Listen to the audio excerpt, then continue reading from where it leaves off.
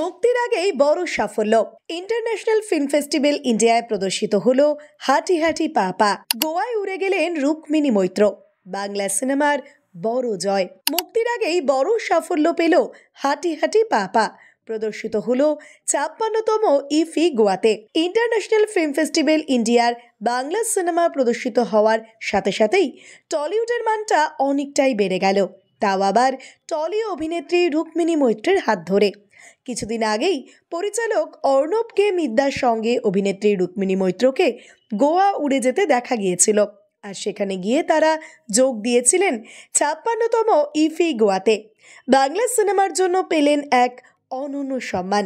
এই অনুষ্ঠানে রুক্মিণী মৈত্র যে শুধুমাত্র নিজের সিনেমাকেই অনেক উচ্চ মাত্রায় পৌঁছে দিলেন তা কিন্তু নয়, সে সঙ্গে বাংলা সিনেমার মানকে অনেক উঁচুতে নিয়ে গেলেন তিনি। মুক্তির আগেই হাঁটি হাঁটি পা পা পেয়ে গেল গোটা দেশের সম্মান। আগামী ২৮শে নভেম্বর প্রেক্ষাগৃহে মুক্তি পাবে এই সিনেমা। कि मम्मी का क्या होगा, पापा का क्या होगा। अगर आप गर्ल चाइल्ड हो तो और भी लगता है कि शादी करके चले जाओ कि माँ बाप को कौन देखेगा।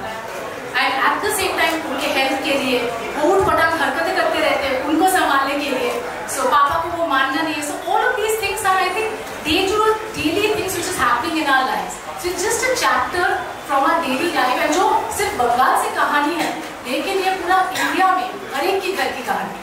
So post Covid, pre Covid, I think certain, जैसे हम लोग बोलते हैं ना कि हिंदुस्तान में शादी कभी बंद नहीं होगा, चलता ही जाएगा। इसीलिए आई थिंक मम्मी पापा के लिए जो प्यार रहता है, जो हम लोग फील करते हैं, I think that can never change. So ये वही है, सो इसी का गाना।